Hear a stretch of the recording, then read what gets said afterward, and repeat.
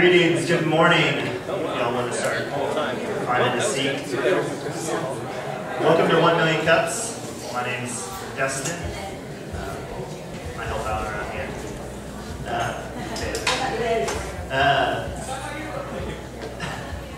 So 1 Million Cups is a great community of entrepreneurs, of people just around the community.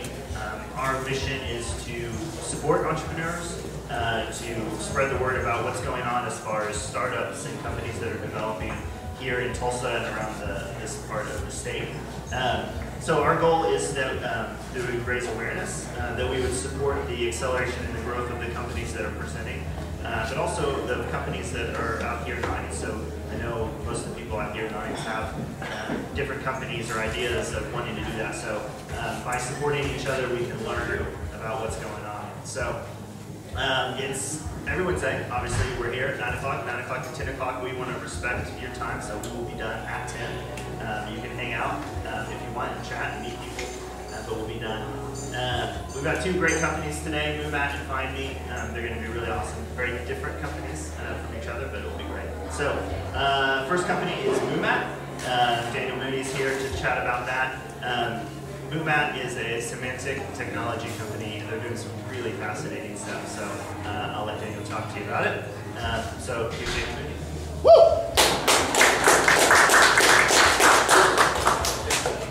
Thank you all. First, good morning. I appreciate you having me. Thank you for Million Cups. So, when the timer starts. Right now? Okay, so I'm the founder of Moomat. We're a local technology startup. And what we do, we're in the business of semantically connecting information.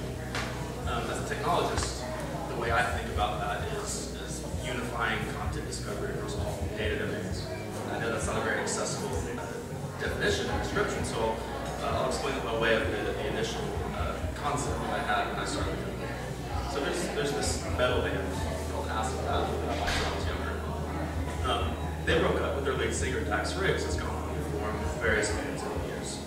And he was playing at Austin City Limits Festival down in Austin a couple years ago, and he was playing some covers by this 60s, 70s country singer-songwriter, Townsend Zan. And I come to find out that here's this metal, former lead singer of a metal band, who was influenced by Towns, and not only Towns, but a lot of other non-metal musicians. David Bowie, Roy Orbison, Shirley Collins, Billie Childish, and I thought that was really interesting. And I thought, when you have those relationships, you can sort of, in my mind, I can justifiably say, if you like Acid Bath, you might like this country star, Towns Van Zandt, because of these relationships. And so I became more and more interested in identifying these non-obvious relationships between different kinds of data and information. So I started building some technology. And as I was doing my research, I came across an interview with other metal bands. And they put out a new album, an interview and asked them, well, what were your influences on this album? And none of it was music. It's all very 15th century German architecture and sculptures and paintings. And that imagery contributed to the atmosphere of this album. And again, I thought that was really interesting to see that intersection between music and art. Now, so I was telling this story to a colleague a couple of years ago, and he had coined the phrase, what is the sound of German architecture? Well, in an abstract way, German architecture sounds like this album. So we kind of like to use what is the sound of German architecture as a fun way to describe what we do. So as the technology started, we were really focused on business and consumer application. We built an iPad app and an iPhone app, and our iPad app ran on Culture Scouts. We found that really difficult to make money, primarily because we were told we were actually the first company to fully integrate Spotify, the Swedish music streaming service. We worked very closely with Spotify to integrate their player within our app, which is a third-party app. But the problem with that is, if you integrate Spotify, due to license restrictions from the record label, you can't charge for the app. Okay, so that was an immediate barrier for us to make money. So as the technology matured, though, we started to see the value in maybe deploying this semantic technology to on a business-to-business level. We were introduced to Jim Maroney, who is the publisher of Dallas Morning News. And they're sitting on 125 years of digital archives, but they don't have a very good way to monetize, automatically monetize this content. And in conversation, he said to us, so we've been writing on the Kennedys for 50 years. Ted Kennedy guys, how do we surface this archived content, this great content that we have? And that really got us got us thinking about applying our technology to large content owners and large amounts of our kind of content. And that was really the shift from our B2C to B2B relationships and sort of company strategy. So we still have an iPad app called Culture Scout, but we really primarily use that as a showcase for technology, which then we redeploy in a B2B setting. So in terms of those B2B relationships that we're doing right now is we've deployed within Sherman Miller Museum of Jewish Art, which is just over on 71st near Riverside. And it's a kiosk type installation within the museum. And we're also working with the Tulsa Historical Society on an unannounced project that should be launched here in the next month or two.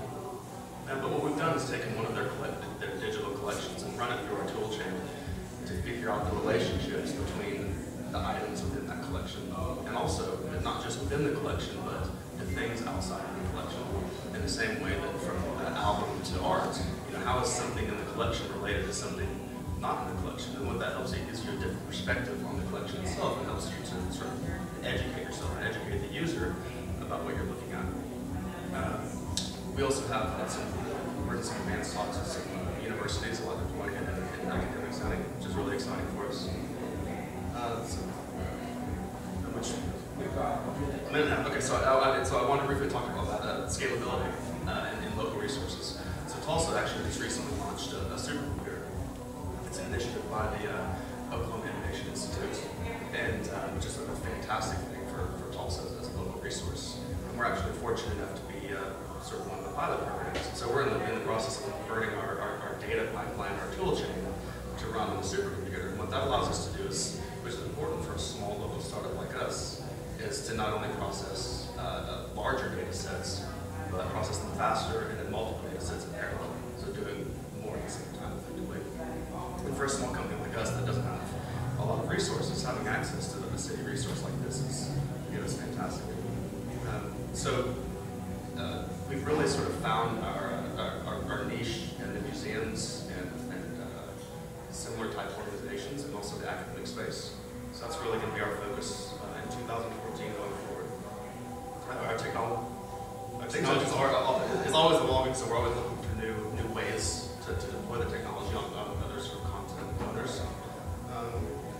All right, it seems like a good place to cut it and open up for questions. So, turn this down a little bit, Brad. So now's the time when we get to engage with Daniel on what Moomat is and how it works. So if you have a question, then raise your hand, and either Dustin or I will get to you, and we'll keep a queue of who goes next, and just get our attention. And once we see you, then rest assured that we'll get to you if we have time.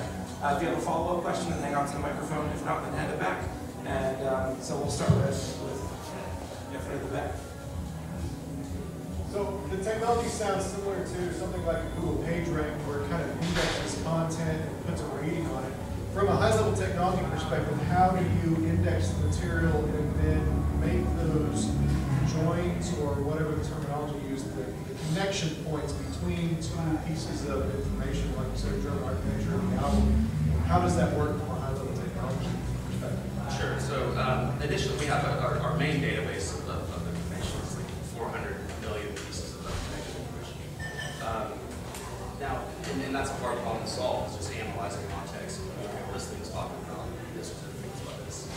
So how we initially seeded the database is we look for structured information. If you think about Wikipedia, one of our colleagues are there, Jason, one of our course for us. Structured information like Wikipedia page, a lot of it is text, but almost all Wikipedia pages have the same format. They have little information blocks, which is effectively what we would call a key value pair. Like I use David Bowie, so David Bowie's Wikipedia page might have name, David Bowie, date of birth, some date, occupation, this and that, associated acts, this and that. So you can, with the information structured like that, you can make those relationships. And that's effectively David Bowie's relationship to Brixton. It's his hometown. So we look for different databases like that, but even MySpace. MySpace isn't really using it, but it's a wealth of information.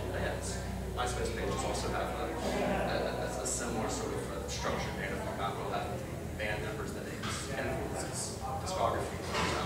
So once you start to bring all of these different data sets together, you build this really massive knowledge base. And that's also another problem, is how do you know that two the same data. Like, so you sort of have to look at the surrounding information. Like, okay, does this one have a birthday? Does this one have a birthday? Yeah, the birthday's the same. Does this one have a hometown? Does this one have a hometown? Yeah, but not the same. Okay, well, this is the same data. So we basically crawl and ingest a lot of databases and then apply that database on top of some other content use data. That makes sense? And effectively, it's a huge dictionary with a bunch of other data. That effectively answers my question as well, so whoever's next. Okay. Listen, I can elaborate more if you'd like. Well, to that point, the question, that's all right.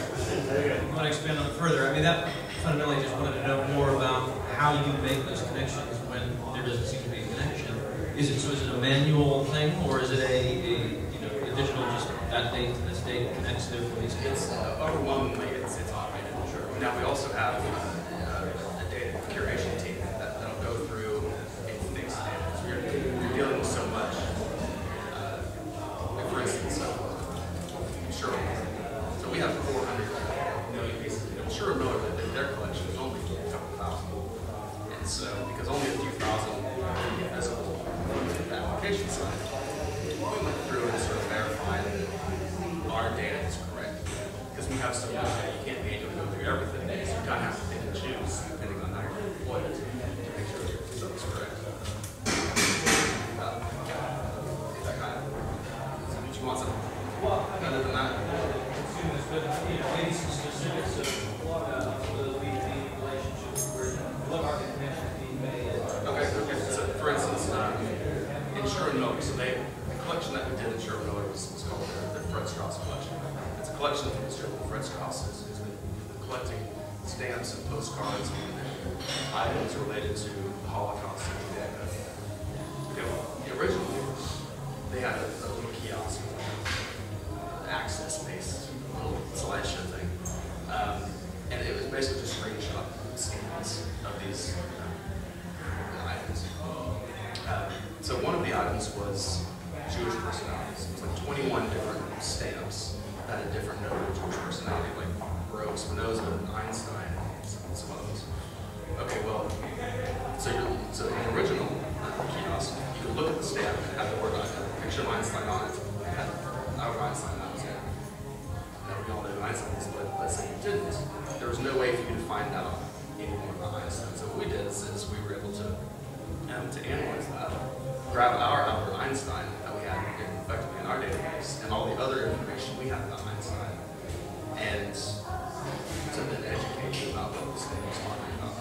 So another one is, let's say, there was a stamp, it was Auschwitz. A collection of items on Auschwitz. Okay, well, maybe you don't know where Auschwitz is. You can find out where Auschwitz is located. We found who were some of the other people within their collection that were actually located at Auschwitz, one of them being Anne Frank. So you could use the stamp of Auschwitz and jump to Auschwitz place, find out more about Auschwitz, find out about Anne Frank, then go from Anne Frank and find other items within the collection that talk about Anne Frank, and then jump back into the collection. And she was part of Jewish personalities, and so we use the things that the collection talks about as links and jumping off to its other items within the collection. Does that make sense?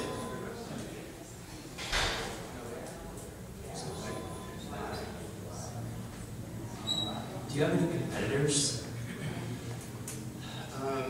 Well, certainly in semantic web and semantic technology, Freebase is a notable database that was bought by Google a couple years ago for $99.9 million, and so they're trying to build, and I think they've succeeded so far, the largest semantic database.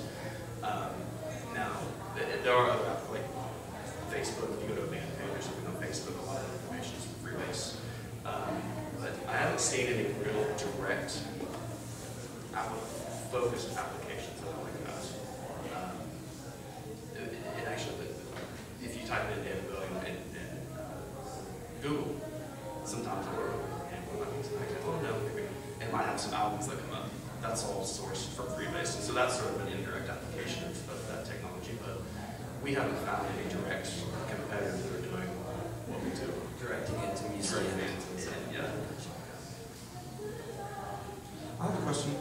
let's return to the Sherman Miller example for a moment. Have you compared the amount of time that somebody will spend at that kiosk without your technology versus the amount of time they'll spend with Moomat? With the previous kiosk, no one used it. And so now it's, I don't have any metrics, but just from discussing with Drew Diamond, the director, people love it, and particularly kids. There's a school there, and I think Sherman Miller gets something like 30,000 K-12 students that come to the museum every year, and they're all over it. And Drew was talking about how he had a group of kids there, and he was kind of trying to show them how to use it. Like, Drew, just, we know how to do it. They immediately adapt to a touch screen and that kind of technology. And so it's actually had a lot of success with the museum. Are you planning to start measuring it in some way to attract new customers more? Yes. I mean, metrics are always good, but it's not completely necessary right now. It's just because we know that the eyeballs are seeing people use it. And so that's not high on the priority to have metrics into the application right now, unless it's at the request of who we're working with. If I missed this earlier, I apologize, but could you describe in a bit more detail the revenue model and how it's structured? And that was the big shift for us from like B2C to B2B is we couldn't charge for the app. I'm not sure if you remember mentioning that, but because of our Spotify integration, Spotify's music service, and because of restrictions from record labels charge, so it's difficult for us to make money that way. So on the B2B, we have a couple different models, and it depends on, this is actually the challenge for us, is everyone's data is different. From some people, data is in a nice database, and if you want to process their data, you can database them in whatever format. And we also work with, for example, the Texas Observer, which they have 70 years of archives, but they're literally sitting in boxes. Because that's a far cry from a nice XML or CSV dump or something. And so it really, so the model is licensing, base license for the technology, and then depending on how we want the technology it's on the web, or it's on iPad or something like that, so there's of course a little bit of development cost there. And then there's time of developing sort of a custom pipeline to handle whatever their data set is. And so the base is, there's a base technology license, and then some development costs on top of that. And then with Sherman Miller, actually, we put the app, which is available in the app stores for Sherman Miller. And so we have a revenue split. We'll be something similar with Tulsa Society. And actually, we've seen that we've had some good success with Sherman Miller. It's a $9, they set the price, but it's a $99 app. And it's actually, for a niche type of application, we've seen some positive results from it.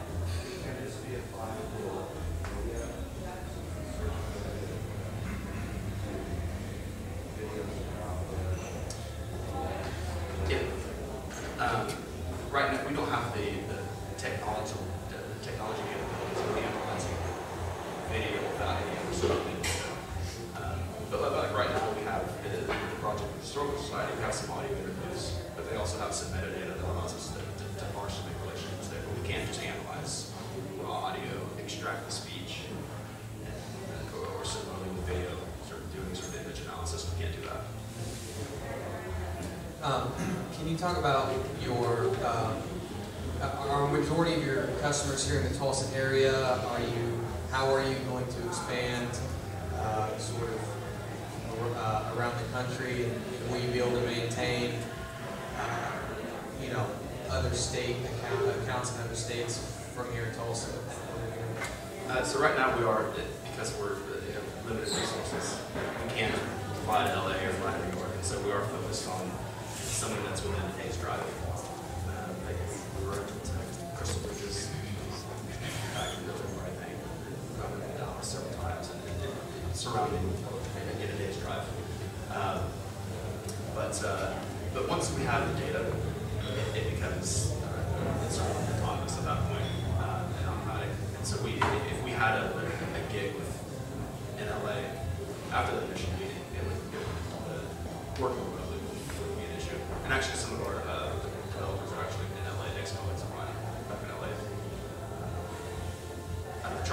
stay here in Tulsa. Got a couple of developers out there. You got to keep them. But it wouldn't be an issue. But again, to specific to the question, we focus on sitting local just because we don't have to wait for a lot of time. So you have to deal with privacy issues, and if so, how do you resolve those? Privacy and not so much privacy, but certainly copyright. When you're dealing with so much information, we don't claim that we own it. And so we always try to follow proper attribution and license requirements, particularly whether it's Creative Commons, any of the variations of the Creative Commons licenses, GNU license, fair use, public domain, stuff like that. But then if we work with related content. But you do have to make a distinction of when you're on Sherwin Miller's content and then when you leave Sherwin Miller's content. That means like if I'm on a postcard of Anne Frank and then I leave and I'm just talking about Frank and I got that from Wikipedia or something, you need to make sure that you make that distinction to the user. But we don't really have any privacy issues necessarily because the users aren't storing any of their own data. It's not personal. That's what you're not your own information to it. The copyright is and license is a big one for us for sure. So a big part of what you do is analysis of images and text. Is the image recognition and the optical character recognition something that you're doing in-house or using other tools to do? And when you, like your example, the Einstein stamp, when you're doing that image recognition, is that something that you have built a database inside so that you don't have to go to an external resource to say, okay, this is Einstein? How do you know what it is? I mean, what are the technological hurdles that you have to? Yeah, this is similar to, I'm not sure what the other part about the video is. We require metadata around it right now. So we're not doing image analysis. And so but there's a lot of metadata out there. We have a little bit. And that's the interesting thing is sometimes it only takes one piece of information to make a connection between two completely different islands of data. So it's just that one little bit. And that may not sound like a lot, but that could really sort of open up jumping off from one data island to another. But yeah, we require some sort of metadata. From when someone purchases your service to when you give them the commission and finish that service, what's that time period look like? It takes about a month for sure. Now we're still waiting on data from the Historical Society. The development pipeline is done. It took me 2 weeks or so to develop the pipeline for the Historical Society. And because it's a custom pipeline, depending on their data, and their data is totally different from the Historical Society or Sherwin. And then when we Culture Scout, we designed it in such a way that we actually launched it twice. When we redesigned our iPad application, we designed it to be unit-driven, and so it's effectively reskinning the app for component within the organization. So the actual application development pipeline side of the app is fairly minimal. To reskin Sherwin Miller to Historical Society, totally wrong. That's working remotely. So all right, and then to wrap up this session that we have, could you tell us how we, the community, can help you? Yeah, so we're always looking for content owners and introductions to organizations that can benefit from this sort of thinking, particularly, as I said, so we've really found a good fit within museums and other similar types of organizations, and also in that community we're excited about that. But introductions into those kinds of content owners, we've had a little success in cold calling. It certainly helps to have someone actually introduce you and say, hey, I know this person. Introduce you guys over email and sort of take it from there. And that's a big step for us compared to us just being on that. And so if you guys have maybe sort of ideas or introductions or know people in interesting organizations like that, that would be great. And we're a small startup and very few developers. I'm our lead developer. So we're always on the hunt for good, smart developers. The data pipeline is written in C++, and so I'm particularly interested in low-level and system-level programmers. higher level back-end technologies are needed. So any good developers are always on the lookout. All right, well, let's give it a hand for Daniel and Moomat.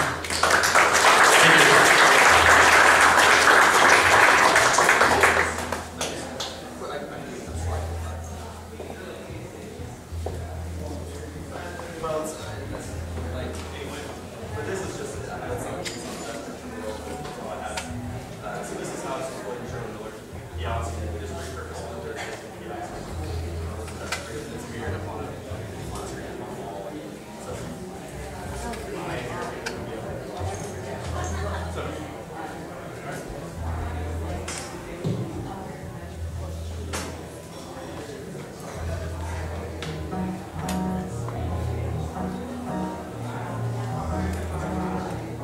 This is a very serious business meeting. Can you cut that out? Okay, well then can we have some announcement music or something? If we're gonna do this, let's do it right. I'm calling this session Jazzy Time. We're gonna mix up the announcements today, guys. First up, we've got Ross Faith making a quick announcement. Ross, I'm gonna give you about 15 seconds. I'm a volunteer along with Brad for a proposed charter school on the east side of Tulsa, we're working with a young social entrepreneur who wants to provide more school options for Tulsa public school students, and we're collecting signatures. I'll be available after this to discuss any questions. All right. Thank you, Ross. A couple quick things here. Venture Spurs founder, Crayley Epperson. Scott, welcome to Jazzy Time. Crayley Epperson, he's in Oklahoma City. He's going to be in town April 23rd, and he'll be here. I think he's going to come to Lane Cups, but he's also going to be at the Forge Wednesday, April 23rd, 2 to 5. So if you've got a startup and you're interested in talking to some VCs, that would be a good time to do it. We have the OSU Inspire Conference, April 8th. Where's Daniel? Look back there, that's Daniel. That's the guy you should talk to about it. April 8th, and they're giving a special 1 Lane Cups discount. Can't beat that, so just mention that to them if you want to go. We have Barron's concert, one of the main reasons Barron's playing up here. He is an entrepreneur. I don't know if he would classify himself as that, but he's got an interesting model. He's stopped playing public events and concerts, and now he only plays private events at people's homes, right? Except for this. Well, because you got to pay to get in. So anyway, Barron's concert here, April 19th. Hear Foolish Things. Flyers in the back. And it'll be Jazzy Time with Barron's. Clean MG. You guys were in Tulsa People magazine, right? All right. That's awesome. I want to give them a shout out. And then since we have the music today, can we cue the birthday music? It's Daniel's birthday. Daniel. There he is. Happy birthday, Daniel. Daniel's been a great volunteer for us.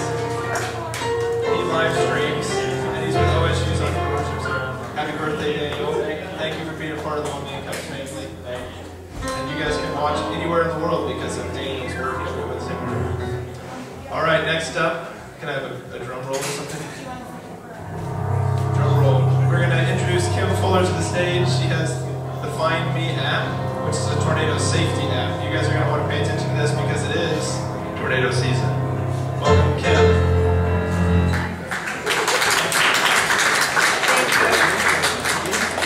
I'm always carrying a ton of stuff, so I have to get myself organized here.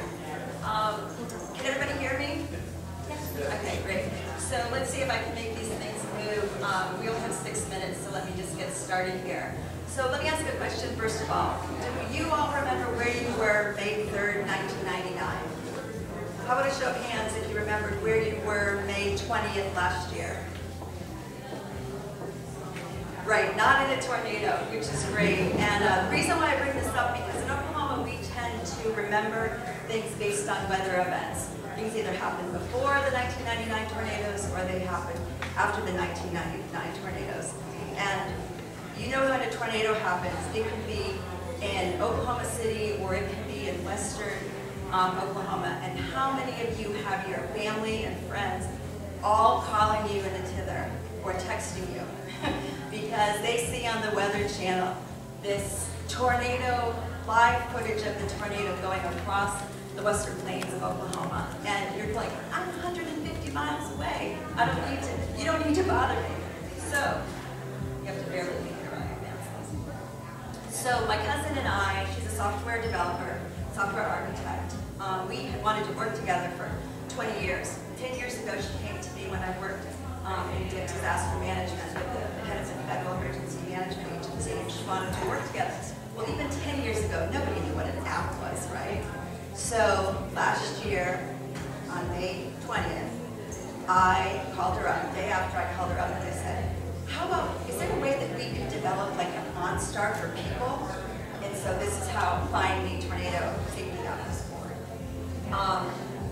I don't know if you do this, but we have some information in the back, which is develop a family communications plan.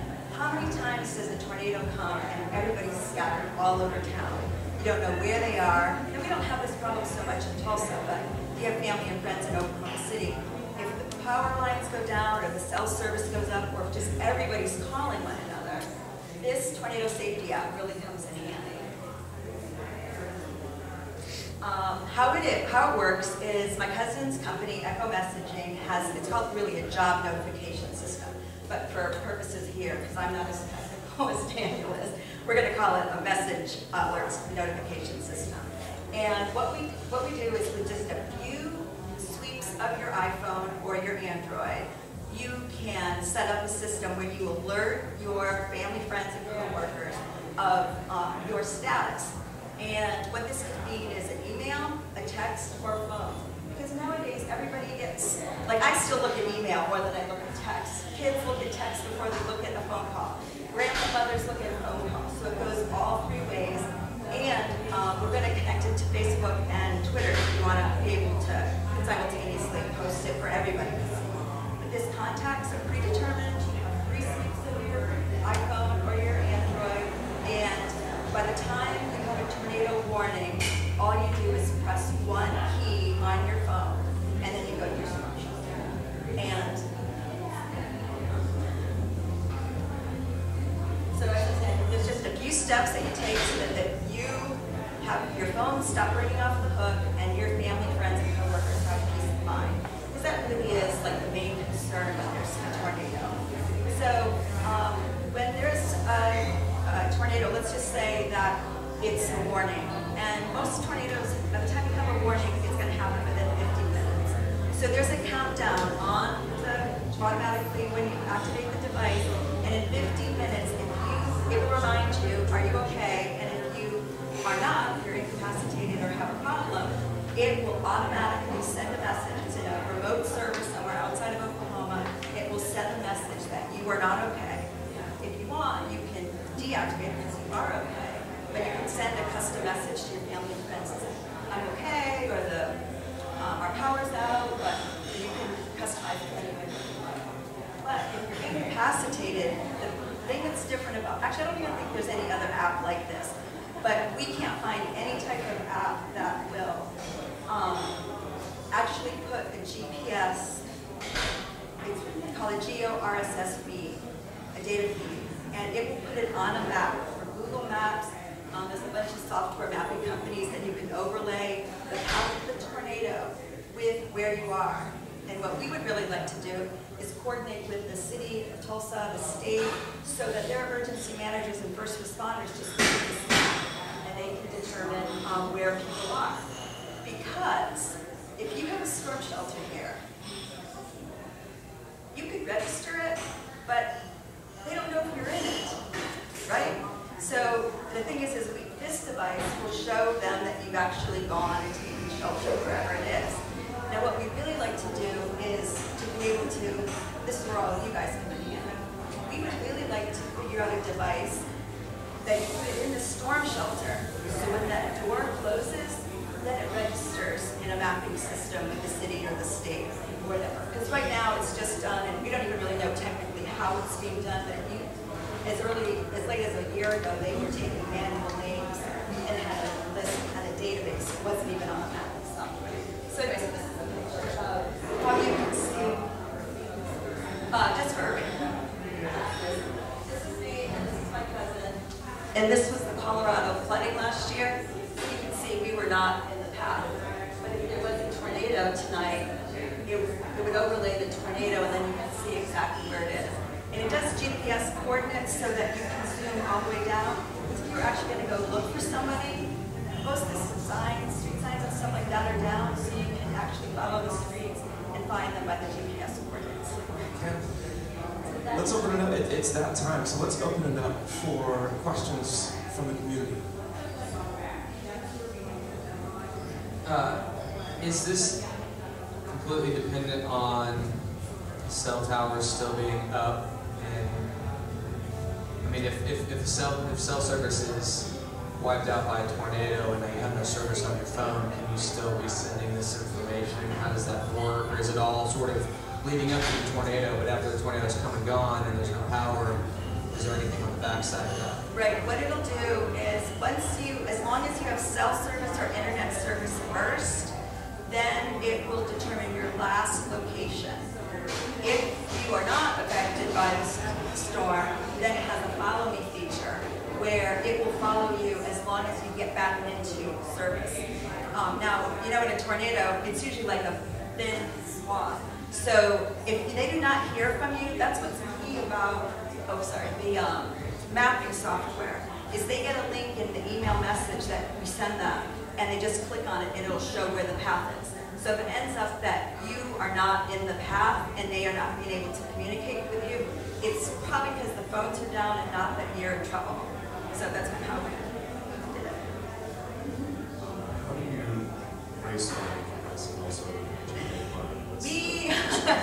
We decided that we didn't want to go the investor route, but my cousin does have a company, Echo Messaging, so she had the servers and all that. We spent about $5,000 on the servers, and because we figured this out the day after a tornado, we've only sold about 100, we have 5 apps now. We sold about 100 of the tornado ones and about 100 of the other 4. And we think that today, and you guys are the best timing here, I wanted to come in March to speak, but you know, I always have like the most incredible luck. And today they said is going to be the beginning of tornado season, that there's probably going to be a tornado in Oklahoma. Now, that wasn't the problem yesterday. They just said overnight tonight it's going to be worse than they were expecting. So what I'm going to offer you all today is to go and get an iPhone or Android promo code. And if you go home today, set it up, and go ahead and activate it when there's a tornado watch or warning. Because what I'd like to be able to do is get the map to show where you all are. And then just get a flavor of where it is. And then you can use it for the season of this year.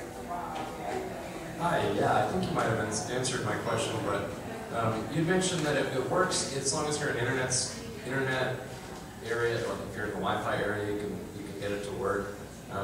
Isn't there a way for, like, say, law enforcement to get a hold of your GPS location? Is there a way to do that without being involved in law enforcement, where you could use the GPS? You can look it up to that without the internet. Do you need connection to the internet, or is Well, you don't need it. I mean, I can see it after the internet's out because you have already established your connection. But if you move and you no longer are in the service area, it won't know that you moved. But if you're incapacitated, you're not moving. So that's why we were pretty comfortable that if the service, your cell service went out, we would be okay.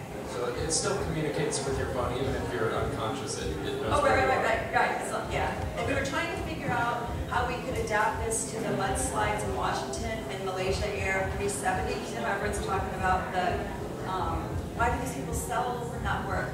If there was internet on that plane and someone had this phone, now, I don't ever take my airplane, so mine would have registered at least where my last location was. Again, who initiates warning? You see the web service, or is it family members say that's on the radio? Okay, well, what we try to do, because we try to make this as simple as possible, we could have the National Weather Service has a direct feed. You could have it sent to your phone. It would know where you are, you know, if you have the GPS open on your phone. It would send you a warning. We just decided that we want to make it so simple. So you have to determine that you are taking shelter during a tornado watch or warning. Because we think there's enough places telling you that that's happening. Could you tell us briefly about your other apps? Are they separate apps or one app that has So again, we're trying to make it very simple. So we have the umbrella of Find Me, and we started off with a tornado. Then a couple weeks later, there was a typhoon in Japan. So we came up with a Japanese app, and then we have the one that we're promoting most right now is called Find Me Safety, just general safety, because we think that people, if you're a realtor or you're a babysitter, you're walking home from your babysitting job, it actually can track you. But it only, the person that you're sending it to can actually see where you are if you have programmed it to say, I'm going to be home in 20 minutes, and it's 21 minutes and you haven't turned it off. They can actually then get the map and see exactly where you were last. So, let's see, we have tornado, hurricane, of course, typhoon, and tornado safety. We could have gone through like every disaster, but then we just decided to do a general safety. And I have a question. So, what have you learned over the development process of building the app and the company and everything? You know, this is probably a difficult question, but what's the one thing that you've learned that you would either share or you wish that you knew before you started? Well, I learned a lot more about technology than, I mean, I really like a guru. I have like 10 phones and whatever, but I learned so much about all the things that you can do to, that technology can take care of. Now my poor cousin, like she doesn't answer my phone, and actually she's on the other end of this live stream. Hi Tammy. I called her up and I said, hey, you know, I go get infusion every month and they blow out my veins. Is there any way that you can get an app that will go on my vein and be able to whatever? And she says, oh, well, there's electronic devices like that. I bet within a few years we can do that. So I've learned more about how technology can do real everyday things.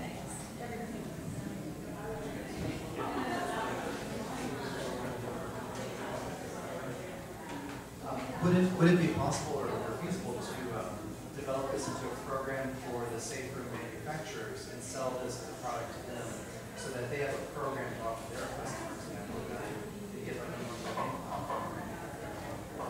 Okay, well this is what I really love because I know I'm on the right track when I get questions like this, which is, like the second day I talked about this, Dan Frelkeld from the former meteorologist at Channel 2 messaged me just before he started his safe room company, and that's exactly what he asked for.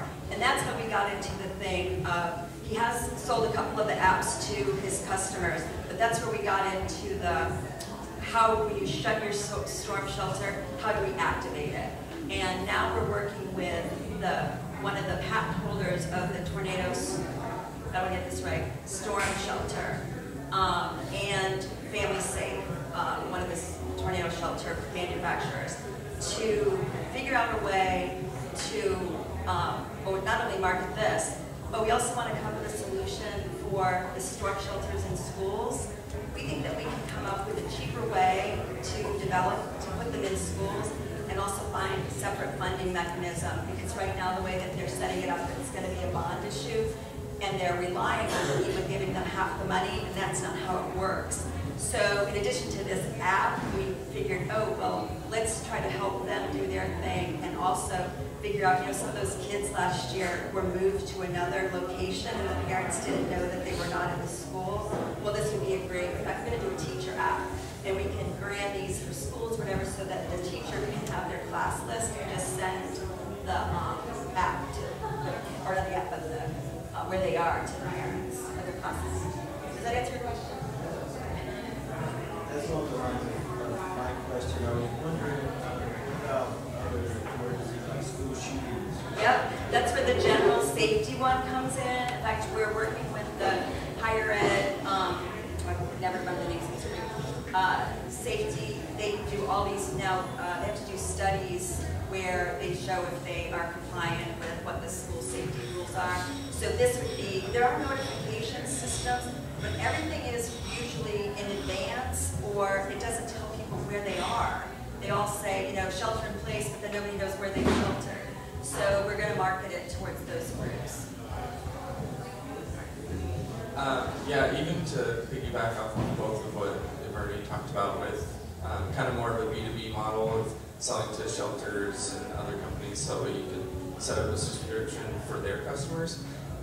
Maybe once you establish that, if there would be a way to even decrease the price of the individual app online for like $1 or something. Yeah. Because the $2.99 at least makes me, and I know it sounds silly because it's only $3, but for something of great value and about safety, but it still makes you go, I don't know, can I do some other thing, you know? So no, you are right on target because I wanted it to be 99 cents because I did not buy the weather ones in Tulsa because I wasn't going to pay $4.99. But again, we didn't get any investors. We're paying for this out of our own pocket. This is more like really a mission for us. We are so passionate. In 1999, when I worked for James DeWitt, the FEMA director, I told him in his talking points, and he had President Clinton say, by the grace of God, if you do one thing is put a tornado shelter in your house. Now, do you know that 15 years later, we don't have that many more safe rooms in homes, and we still don't have technology meshing with it. So we're hoping that if we can get the word out, and again, we don't know if we want investors, but we really do want to be able to bring the price down. But $2.99 is just paying for it. So that's where we are right now. Thanks. Yes? You had mentioned that you have a person that's putting this together as servers. Yes. In the near or long-term future, do you plan on having your own server bank, and how do you want to keep that information private just to you? For example, if you're working with some government agencies, FEMA, for example. Oh, right. How do you keep that data? And where is the line between the data you share with emergency responders and what you find for your user base? Right. Well, just know that the way that it's set up right now, it is anyone can see the geo RSS data feed. They just knew what the link was. So it's not private in that sense. But what we did do, because right now we have it set up that you can have like 5,000 people on this server and not have a problem. But if we then have a mechanism in place to go to another server and another server if 1 million people have our app. But we have explored with a company that works directly with FEMA if we should have this opportunity to work with the government, because you're right, we would be required to have some privacy things taken care of. You know, it's one of those things, if we got there, I'll worry about it when we get there, but right now we don't have that problem. Does that answer your question? Two questions. One, do you own all of your technology? And two, what is your exit strategy? Our exit strategy, just take it off our boat, I guess. You know, we haven't really thought that far ahead. Again, we really just are so passionate about this, and I really wanted my own phone to stop ringing when there was a tornado or whatever. So we don't really have an exit strategy. What was the first part of the question? Do you own all the technology? Well, what do you mean? We have trademarked the name, but not in terms of, because you really can't own the intellectual property. Anyone could make up the same thing. Is that what you mean? Good enough. Yeah. That's the first thing I said to my cousin, but apparently you can't really do that. But we have trademarking and copyrighting our written information. And actually, right now, I don't really care if someone copies it. There's nothing else out there like this. Everything there is before the storm. There's a ton of people telling you what they're going to be on, but there's no one finding out if you're okay afterwards. And our mission right now is we really just want people to be able to communicate with their family and friends. How many days does it go? So, I mean, just this mudslide, 200 people were still unaccounted for, but they weren't dead.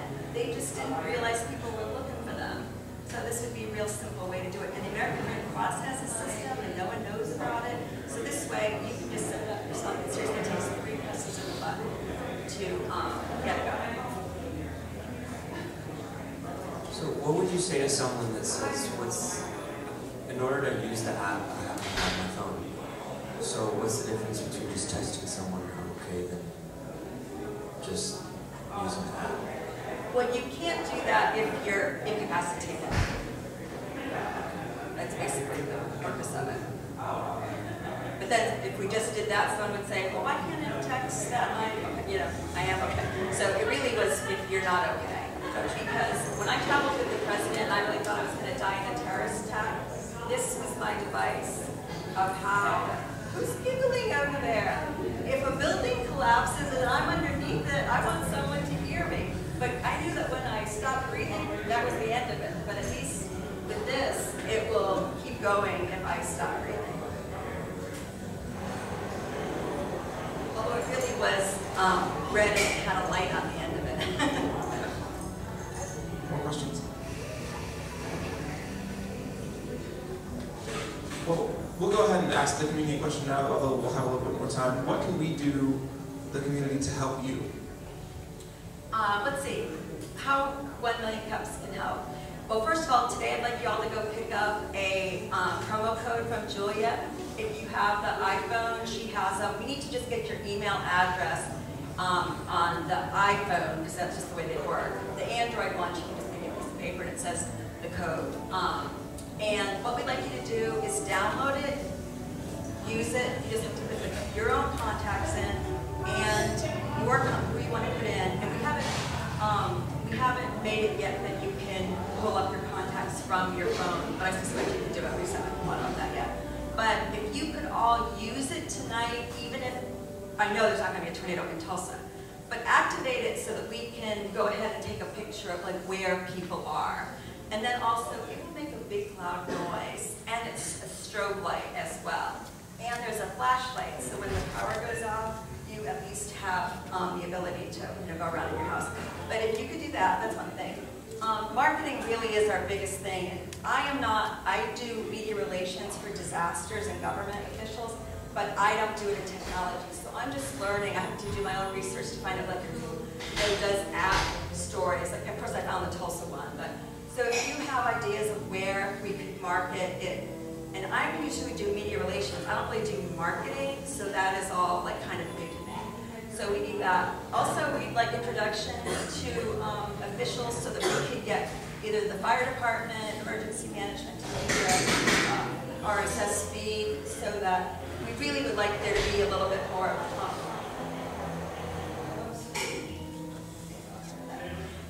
and then also, if maybe one of you guys knows something like this, there was that ice group here a couple of weeks ago. I'm looking for someone that can develop a similar device to go into the storm shelter. And I don't really know if it's something to do with your cell, whatever's inside of a cell phone, but I think that really is the next thing, is once the government makes you register, how do they actually know you're inside of it? And then we want to do speaking engagements around Tulsa. Now, I am not a public speaker. I usually put the words in other people's mouths, so I don't really like doing this, but I would like to get more practice. So if you have groups, we want to start promoting the 5 myths of tornado safety. And is it IBHS that came up with that? International Housing, what is the name of it? Well, anyway, business. Okay, thank you. IBHS last year found out that people think that tornado shelters have to be underground. Well, do you know that tornado shelters all in Oklahoma City and El Reno survived the F4 and F5, even the above ground ones? So when there's meteorologists going around saying, but you have to get in your car and run, or you got to go underground, we want to go out and let people know what the real facts are about tornadoes. And then the last thing is, we really want to do something with this is kind of unrelated to the app really, but we want to find a way to help schools get tornado shelters.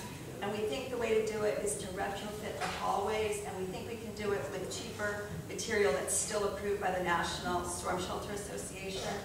And the biggest thing there is we're trying to identify foundations that fund disasters or children, because we think that's the way to fund it with the amount of community money that we have in our city and state. Okay, well, thanks, Kim. Let's give a hand for Kim. Thanks so much, everybody.